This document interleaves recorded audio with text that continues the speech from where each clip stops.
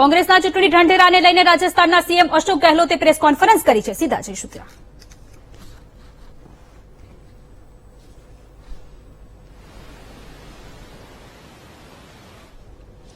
તો રાજસ્થાનના સીએમ અશોક ગેહલોતે ચૂંટણી ઢંઢેરો જાહેર કર્યો છે અને પ્રેસ કોન્ફરન્સ અત્યારે ચાલી રહી છે. ચૂંટણી ઢંઢેરામાં મુખ્ય ઘણી બધી બાબતોને ધ્યાનમાં રાખવામાં આવી છે. 300 યુનિટ વીજળી ફ્રી આપવાની વાત કરવામાં આવી છે. 500 રૂપિયામાં ગેસ સિલિન્ડર આપવાની વાત કરવામાં આવી છે. ખેડૂતો લક્ષી પણ ઘણી બધી યોજનાઓ અને ખેડૂતોનું દેવું માફ કરવાની વાત પણ ચૂંટણી ઢંઢેરામાં કરવામાં આવી છે.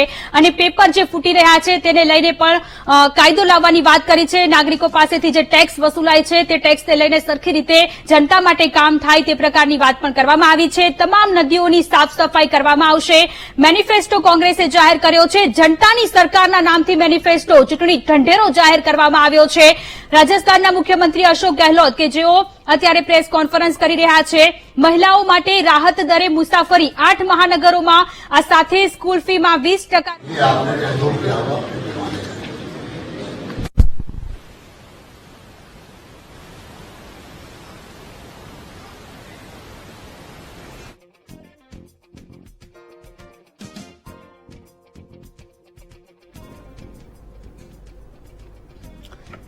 તો ગુજરાતમાં વિધાનસભા 2022ની ચૂંટણીના પડઘમ વાગી ચૂક્યા છે અને કોંગ્રેસે મેનિફેસ્ટો ચૂંટણી ઢંઢેરો જાહેર કરી દીધો છે. જનતાની સરકારના નામથી ચૂંટણી ઢંઢેરાની જાહેરાત કરવામાં આવી છે અને આ ચૂંટણી ઢંઢેરામાં ઘણી બધી એવી બાબતોનો પણ સમાવેશ કરવામાં આવ્યો છે કે જે ખરેખર ગુજરાત માટે જરૂરી છે. પરંતુ ગુજરાત વિધાનસભા 2022ની ચૂંટણી આવે છે, પતી જાય છે અને સરકાર બની જાય છે, ત્યારબાદ આ મેનિફેસ્ટોને લઈને જે કામગીરી થાય છે કે નહીં તેને લઈને પણ ઘણા બધા સવાલો આ પહેલા પણ ઉઠી ચૂકેલા છે. ત્યારે આજે કોંગ્રેસે જનતાની સરકારના નામથી ચૂંટણી ઢંઢેરાની જાહેરાત કરી છે, જેમાં ઘણા બધા પાસાઓને આવરી લેવામાં આવ્યું છે. શિક્ષણ, આરોગ્ય, ખેડૂતો માટે જાહેરાત કરવામાં આવી.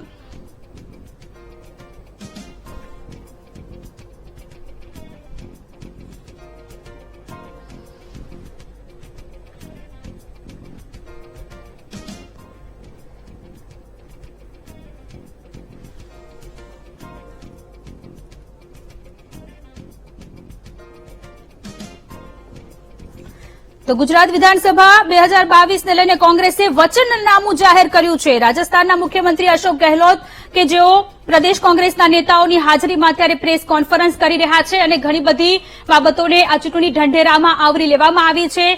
ખેડૂતોનું દેવું માફ કરવું, આ સાથે 300 યુનિટ વીજળી ફ્રી, જૂની પેન્શન યોજના લાગુ કરવામાં આવશે, કોન્ટ્રાક્ટ પ્રથા બંધ કરવામાં આવશે.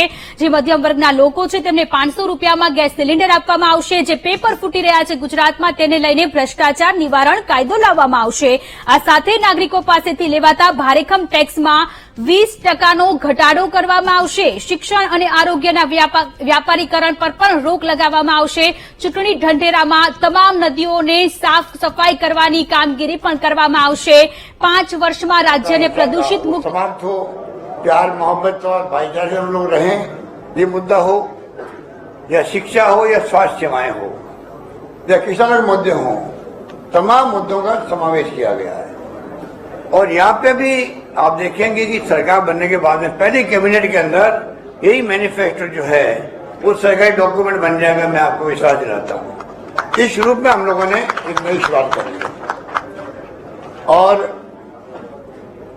जो कमिटमेंट किए गए हैं, पहले चार्जशीट जारी की गई बीजेपी सरकार के खिलाफ में, उसका बड़ा महत्व है. चार्जशीट जारी करना कांग्रेस के लिए एक मैसेज है पब्लिक को, इनके खिलाफ क्या क्या चार्ज लगते हैं. चार्ज तो बहुत सारे होते हैं और वो जनता को दिख भी रहे हैं. आज सत्ता विरोधी जो लहर चल रही है गुजरात के अंदर, क्यों चल रही है? इसलिए लोगों ने देख लिया 27 साल के शासन को और विशेष रूप से 5 साल के शासन को. कोरोना में लोग मर गए, बचा सकती थी सरकार. आज गुजरात सक्षम राज्य है देश का, आजादी के पहले से ही. क्या कारण है कि इतना कमजोर हो गया? एक महामारी विश्व स्तर पर आ गई. राजस्थान जैसा इससे मुकाबला कर सकता है, नंबर 1 बन सकता है देश के अंदर. भीलवाड़ा मॉडल हमारा राजस्थान में नहीं बल्कि दुनिया में पहुंच सकता है. उसका आधार बना के सबने मुकाबला किया कोरोना का. तो क्या कारण है? यहाँ तो सब संपन्न साधन सब मामले हैं. अस्पताल से भीड़ लगी रही अस्पताल के बाहर और वहां पे ड्रिप चढ़ती गई. क्या नहीं होगा? शराब से लोग मर गए, जहाँ शराबबंदी है नकली शराब बना पीना पड़ता उनको। और मौलवी के अंदर क्या हुआ मालूम आपको? मैंने तो सुना बाद में 12 लाख रुपये खर्च हुए। आप कल्पना कीजिए 135 लोगों की जान चली गई। और मैं आज फिर कहना चाहूंगा आप सबके माध्यम से सरकार को, और आपको भी रिक्वेस्ट करूंगा, आप मौलवी की घटना को गंभीरता से समझें कि एक हाईकोर्ट के सिटिंग या रिटायर्ड जज से कमीशन बैठाने की तकलीफ क्या सरकार को, वो क्या करेगी? गिरा है, गलती किसकी रही, किसने कोताही बरती हुई तो करेगा, और क्या करेगा? और सजा मिलेगी लोगों को तो आगे कम से कम लोग भय रखेंगे कि पता नहीं ऐसी नौबत नहीं आनी चाहिए। यही तो गवर्नेंस होती है। गवर्नेंस यहाँ पर बिल्कुल जीरो है। पूरी कैबिनेट बदल गई, मुख्यमंत्री सहित। ये भी एक उदाहरण है क्यों बदल गई। ये तमाम बातें आपके सामने है। सरकार जो है ये मैनिफेस्टो के माध्यम से न्याय कमीशन बनाने जा रही है, जिससे कि वो मॉनिटरिंग कर सके। मैनिफेस्टो की मॉनिटरिंग, जन घोषणा पत्र की मॉनिटरिंग सरकार बनने के बाद में कैबिनेट में तो हुआ ही होगा वो। उसके बाद में सरकारी अधिकारी जो है चीफ सेक्रेटरी लगाकर कलेक्टर तक, सेक्रेटरी तक, वो कौन कौन से काम मैनिफेस्टो में लिखे हुए हैं, कहां तक आगे बढ़े हैं, कौन से फैसले होने बाकी है, उसकी मॉनिटरिंग करने के लिए अलग से आपको न्याय कमीशन बनाया जाएगा। ये इस प्रकार की प्रोविजन किए गए मैनिफेस्टो के अंदर। इसलिए आपको मैं इतना ही कहना चाहूंगा कि अभी आपको मैनिफेस्टो के बारे में बताएंगे। जो वचन दिए गए राहुल गांधी जी द्वारा, उनको मैं रिपीट नहीं करना चाहता, और वचन कोई एक्स्ट्रा हुए हैं, बढ़ाए गए हैं, तो वो आपको बाबरिया जी बताएंगे। मैं आपको इतना ही कहना चाहूंगा कि मैनिफेस्टो का सरकार के डॉक्यूमेंट बनाना और उसको जिस रूप में प्रस्तुत करना, बहुत मेहनत की गई है बाबरिया जी की पूरी टीम द्वारा। 6 लाख लोगों तक पहुंचा गया है, ऑफलाइन और ऑनलाइन। तो आप सोच सकते हो 6 लाख लोगों तक कैसे पहुंचे होंगे, वो बताएंगे बाबरिया जी आपको। परंतु एक प्रयास किया गया, जनता का माइंड क्या है, वो क्या सोचती है, सुझाव क्या है, उसके आधार पर मैनिफेस्टो तैयार किया गया है, जो अभी आपके सामने प्रस्तुत किया गया है। ये मैं आपको निवेदन करना चाहता हूं। और ये जो अभी मेरे को एक डेलीगेशन मिला, जो भी पहली बार हुआ कि सरदार वल्लभ भाई पटेल के नाम का स्टेडियम बना हुआ था यार गुजरात के अंदर। आप एक नामांकन, हमारी परंपरा रही है प्राचीन काल से ही, हमारी अलग परंपरा देश की है। हमें गर्व इस देश पर, महान परंपराएं, महान संस्कृति, महान संस्कार है देशवासियों में। उस देश के अंदर एक बार कोई शिलान्यास हो जाता है, शिलान्यास, तो वापस शिलान्यास नहीं होता है। प्रधानमंत्री जी को गुमराह किया गया, रिफाइनरी का हमने शिलान्यास कर दिया था राजस्थान के अंदर। नीचे वीरप्पा मोइली आ गए थे केंद्रीय मंत्री, सोनिया गांधी जी चेयरपर्सन थी एनपी की, वो आ गई थी। आप यूपी गवर्नमेंट की इतना बड़ा प्रोजेक्ट का शिलान्यास हो गया था, सरकार बदल गई और उसके बाद में रोक दिया गया। 5 साल बाद वापस शुरू करने लगे, तो प्रधानमंत्री जी को बुलाया गया वापस। तो मैंने ऑब्जेक्शन किया, ऐतराज किया कि एक बार शिलान्यास हो गए हैं, मंत्र पढ़े जा चुके हैं, दोबारा मंत्र कैसे पढ़े जाएंगे बताओ। कैसे पढ़े जाएंगे? तो प्रधानमंत्री पीएम ने क्या किया, नए कार्ड छपाए होंगे मेरे ख्याल से, और लिखा प्रधानमंत्री जी कार्य शुभारंभ के अवसर आ रहे हैं। मतलब 5 साल से कार्य शुभारंभ नहीं किया, शिलान्यास हो गया हमारे वक्त में, अब कार्य प्रारंभ के उपलक्ष्य में आ रहे हैं, और वो आए वहां पर। अब बताइए आप, सरदार पटेल के नाम का स्टेडियम बन गया, स्टेडियम बनने के बाद में आप कैसे वापस उसका नाम बदल सकते हो नरेंद्र मोदी जी के नाम का? अरे नरेंद्र मोदी जी देश के प्रधानमंत्री है, इससे बड़ा स्टेडियम बन सकता था। अगर प्रधानमंत्री के नाम का स्टेडियम बना, हमें ऑब्जेक्शन नहीं है। आप सरदार पटेल के स्टेडियम रखते, जरूर थोड़ी वो गुजरात में बने। प्रधानमंत्री के नाम का स्टेडियम गुजरात के अलावा भी कहीं बन सकता था नरेंद्र मोदी के नाम का, वो उससे बड़ा होता है, इससे कोई ऐतराज नहीं होता। एक नामांकन होने के बाद में कैसे आप बदल सकते हो? अभी सुबह सुबह मेरे पास मिलने आगे लोग, तमाम डेलीगेशन, और बड़े गुस्से में थे वो हमने अभियान चला रखा है गुजरात के अंदर कि ये नामांकन बदला गया है, वापस ठीक किया जाए। ये कहने के लिए आए मुझे गांव के लोग, उनके गांव के लोग भी थे, सरदार पटेल के गांव के लोग थे। तो ये जो इस प्रकार की जो आपके यहाँ परंपरा डाल रहे हैं बीजेपी वाले, वो मैं उसको किसी रूप में उचित नहीं मानता हूँ। बाकी हमारा जो मैनिफेस्टो है वो भी आप सुनेंगे, उनके मुख्य पॉइंट आप चिंतन करेंगे, मनन करेंगे। मैं समझता हूँ उस पर आप जितना हमें सहयोग करेंगे, आर्टिकल लिखना हो, न्यूज बनानी हो, आपके ऊपर रहेगा। मीडिया का चौथा स्तंभ है, मैं तो उसको बहुत महत्व देता हूँ जिंदगी के अंदर बचपन से ही। और मैं उम्मीद करता हूँ कि मैनिफेस्टो का जो सेंसिटी है, सेंसिटी रखने वाला काम हमारा है, जो पहले नहीं रखी जाती थी। आप सेंसिटी के साथ हम बात करना चाहते हैं आपसे कि गुजरात के फ्यूचर को देखते हुए, जो आजादी के पहले से मजबूत राज्य था, कमजोर पड़ता जा रहा है समय के साथ साथ में। इंडस्ट्री बंद हो रही है, बेरोजगारी की बहुत बड़ी समस्या यहाँ आ गई है, जो कि आश्चर्यजनक है। महंगाई की मार यहाँ पे भी है, और शिक्षा, स्वास्थ्य और कर्मचारियों की स्थिति क्या है। और लास्ट पॉइंट में कहना चाहूंगा ओपीएस के बारे में।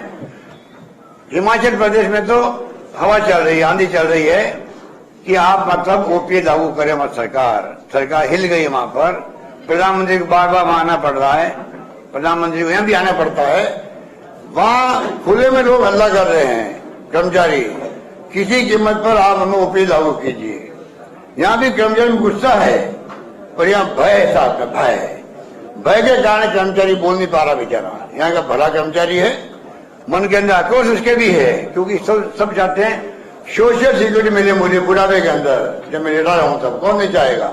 हमने पहल करी है, छत्तीसगढ़ में हो गया है, पंजाब में लागू हो गया है, झारखंड में लागू हो गया। धीरे धीरे सब राज्यों को करना पड़ेगा। प्रधानमंत्री जी मैं कहना चाहूंगा, आज आप नहीं मान रहे हो, वक्त आएगा आपको हमारी बात स्वीकार करनी पड़ेगी। सोशल सिक्योरिटी कर्मचारी देनी पड़ेगी, केंद्र में भी, राज्यों के अंदर भी। आज बीजेपी की तमाम राज्यों ने तय कर लिया है कि हमें किसी कीमत पर ओपीएस लागू नहीं करना है। ये उनका ध्येय बन गया है सब लोगों का, जो कि मैं उचित नहीं मानता हूं। हमने पूरी स्टडी करने के बाद में एनपीएस का मैंने पहले भी आपको कहा, मैं वापस रिपीट नहीं करूंगा, शायद मैंने हिमाचल में कहा होगा, ह्यूमन कमीशन रोज कर रहा उसका। नंबर 1 हिमाचल में मैंने कहा प्रेस को। नंबर 2 सीएनएजी, वो कह रहा 15 साल हो गए, 16 साल हो गए, अभी तो उसके नियम ही नहीं बने हैं। एनपीएस की जो नई पेंशन योजना है, ना उसके नियम बने हैं, ना प्रोसेस क्या होगा, कैसा अमाउंट कैसे मिलेगा, कोई अभी तक कार्रवाई नहीं हुई है। आप बताइए। और एमपीएस चल रही है अभी तक भी। नंबर 2 और नंबर 3 जुडिशियल पे कमीशन ने भी कहा हम इसको स्वीकार नहीं करते हैं, और इसलिए इनको कई राज्यों को खाली जनता को भ्रमित करने के लिए कमेटी बनानी पड़ रही है। हिमाचल भी है। बीजेपी राज्य क्या कर रहे हैं कि चलो हमारे ऊपर ये दबाव आ रहा है, हम कमेटी बनाते देखते हैं क्या कर सकते हैं, वो टाइम पास करने के लिए। और लास्ट पॉइंट मेरा ये है, कल विजय सीतारमण है जो फाइनेंस मिनिस्टर है, उसने कहा है हम पैसा नहीं लौटाएंगे। जो पैसा जमा हो गया अभी तक हमारा 2004 के बाद में पैसा जमा हो गया है, और वो पैसे के लिए वो कह रही है हम ये पैसा लौटाएंगे नहीं। ये कर्मचारियों को पैसा कटा हुआ है, एक ट्रस्ट बनाया गया है भारत सरकार में, पैसा उसमें जमा होता है, और जो करता पैसा केंद्र सरकार का या कर्मचारी का और स्टेट गवर्नमेंट का, वो जमा उसमें होता है। अब मुझे बताइए जो किस्तें जमा हुई अभी तक, उसको इनकार कर रही है। आप वित्त मंत्री हो भारत सरकार की, आपको अगर पैसा जो जमा आपके पास ट्रस्टी के रूप में है, और हमने वापस लागू कर दी पुरानी पेंशन योजना, वो हमारा पैसा है, और लौटाने में आप आनाकानी कर रही हो, इनकार कर रही हो, इससे बड़ा दुर्भाग्य क्या होगा। क्या इतना दिवालिया हो गया केंद्र सरकार? तो वो स्टेट गवर्नमेंट जो जो करेगी ओपीएस, उस पैसे को लौटाने में आपको तकलीफ हो रही है। उस पैसे में आपका कैसे अधिकार हो सकता है? जवाब वो दे। स्टेटमेंट दे दिया उन्होंने डराने के लिए राज्य सरकारों को। हम परवाह नहीं करेंगे, हम तो ओपीएस लागू कर दिया है, लागू होकर रहेगी। और गुजरात सरकार से मैं कहना चाहूंगा, चुनाव में आपको तकलीफ आ गई है, आंधी चली आपके खिलाफ में। अभी गुजरात में जनता में आक्रोश है, सब मुद्दों को लेके आंधी चल रही है, और कांग्रेस सरकार बनाएगी 1 to 5, जो मिशन रखा है अध्यक्ष जी ने वो पूरा होगा। ये मैं आपको निवेदन करना चाहूंगा कि किस प्रकार से जो ये भ्रमित